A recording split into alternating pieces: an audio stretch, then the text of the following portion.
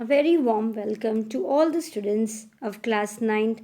Today we are going to study English chapter 2, The Sound of Music part 2.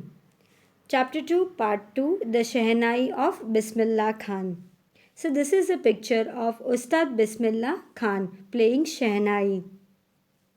Ustad Bismillah Khan was born on 21st March 1916. He was awarded Bharat Ratna, Padma Bhushan, Padma Shri, Padma Vibhushan, and many more.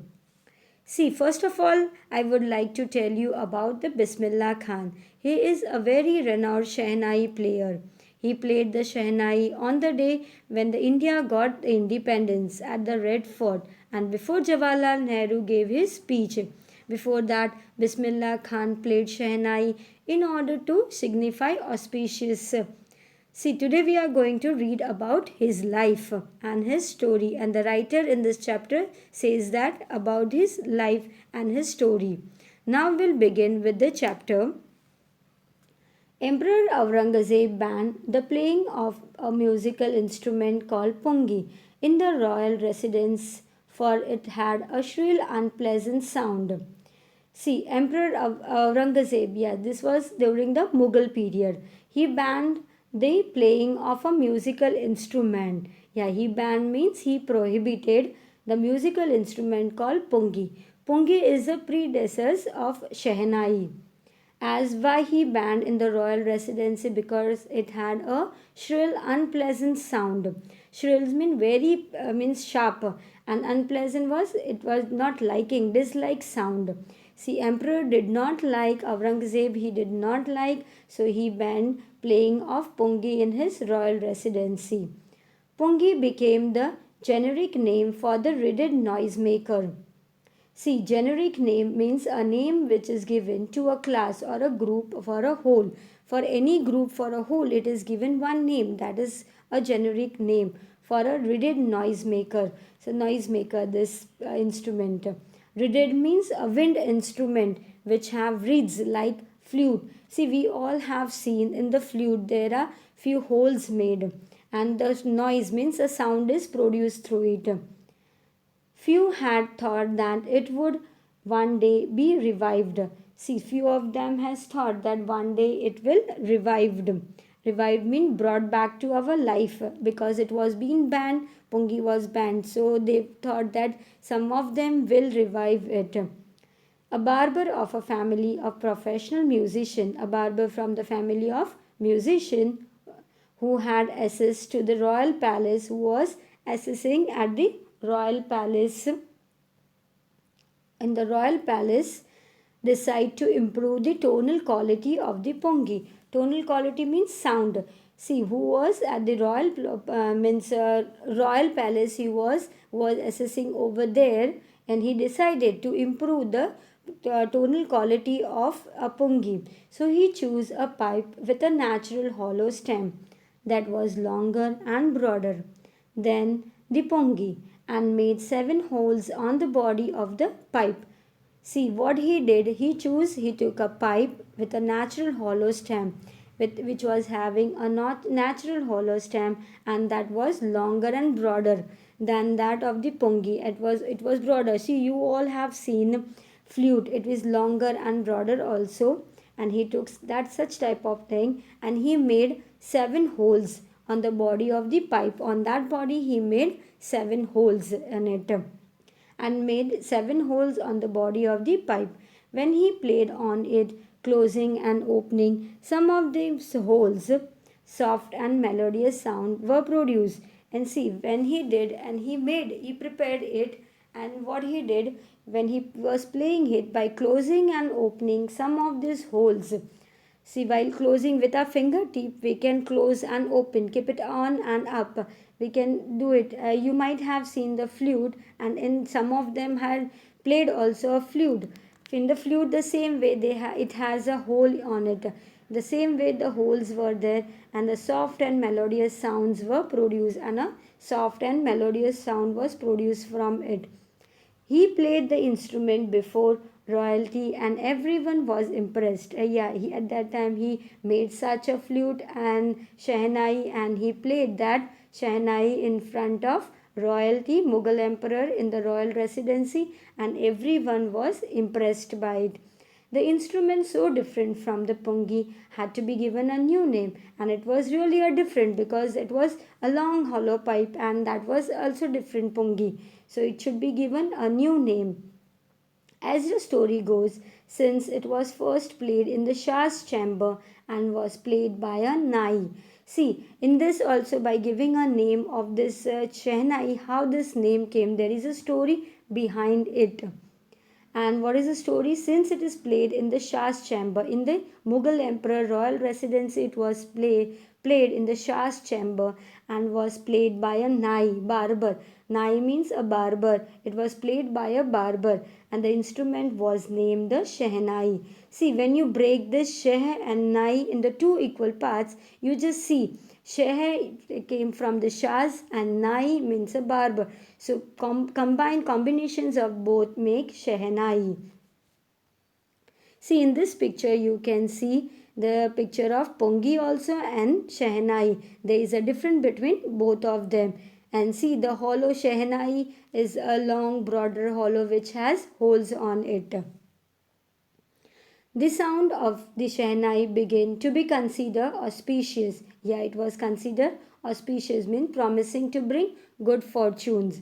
And for this reason, it is still played in the temples and in indispensable components of any North Indian wedding. Yeah, for this reason, as it is auspicious, it is being played in the temple also, and without a piece of work that cannot be done in a holy one. Components of any North Indian wedding also it has been played. In the past, the Shehnai was a part of Naubad. Naubad is an Urdu word or traditional ensembles of 9 instruments found at royal court. See, this ensembles is a thing, here is an instrument considered as a group. It is considered as a group, and that was found at the royal courts.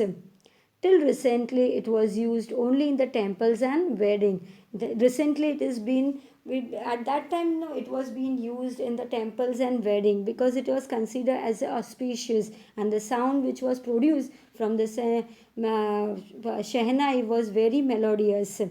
The credit for bringing this instrument onto the classical stage goes to Ustad Bismillah Khan, and this from this how it came in the classical stage. This instrument came in the classical stage. It goes to the Ustad Bismillah Khan. Now we'll read about the story of Bismillah Khan. As a 5-year-old, Bismillah Khan played gilli danda near a pond in the ancient estate of Dumraon in Bihar. See, when he was only a 5-year-old, Bismillah Khan played gilli danda. We all know gilli danda was being played by our forefathers. Now we don't play such type of game. We usually play cricket. It is little bit simple. It is not same like cricket.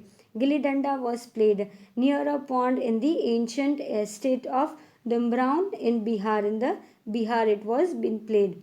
He would regularly go to a nearby Bihariji's temple to sing the Bhojpuri Chaita.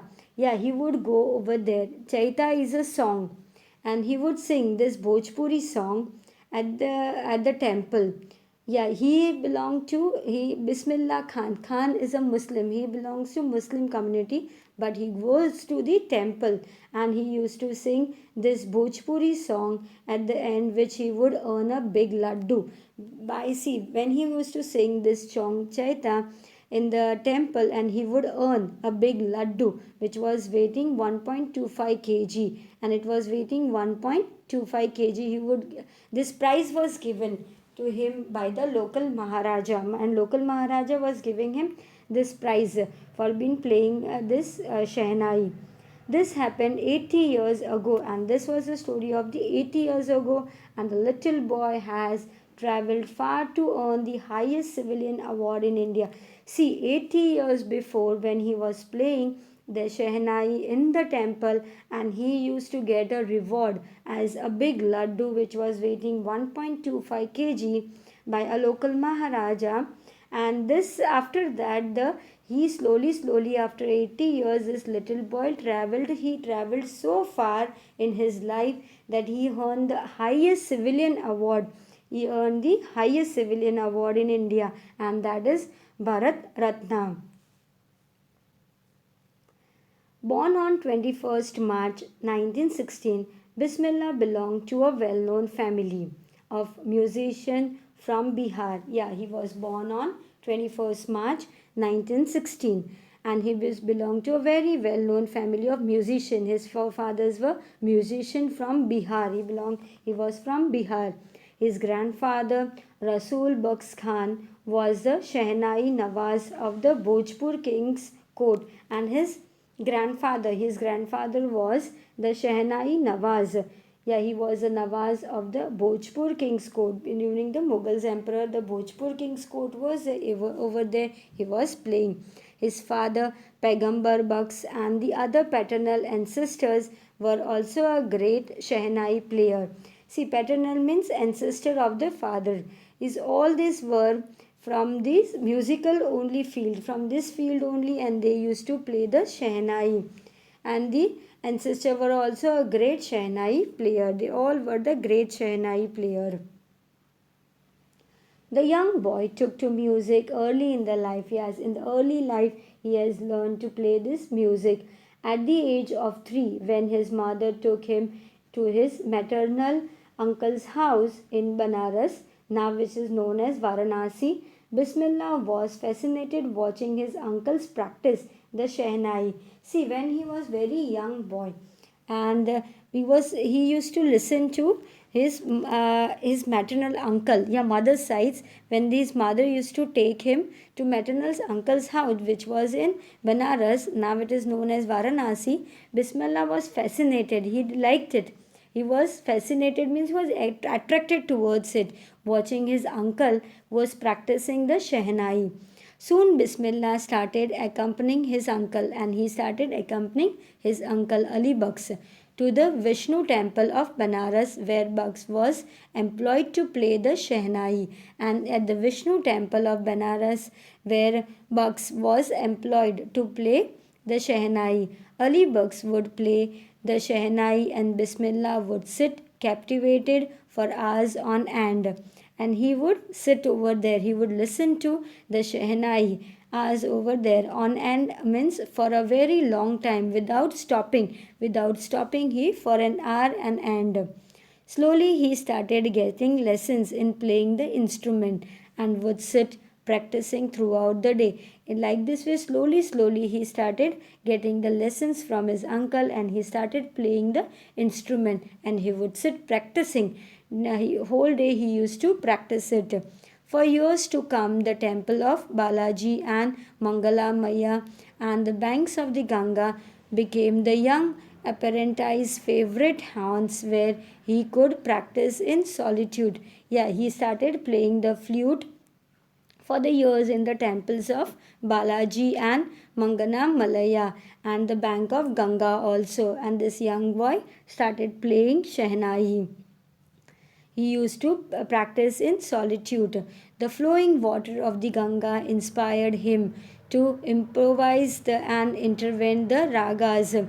See, this is this small boy in the front of the river Ganga, that was inspiring him to improvise his skill and his skill in this and invent ragas, and he invents the ragas that was earlier considered to be the beyond the range of Shehnai, and it was considered as beyond the range of the Shehnai. At the age of 14, Bismillah accompanied his uncle to the Allahabad, and when slowly he grew up at the age of 14, Bismillah accompanied his uncle. He accompanied his uncle to the Allahabad, where at Allahabad music conference.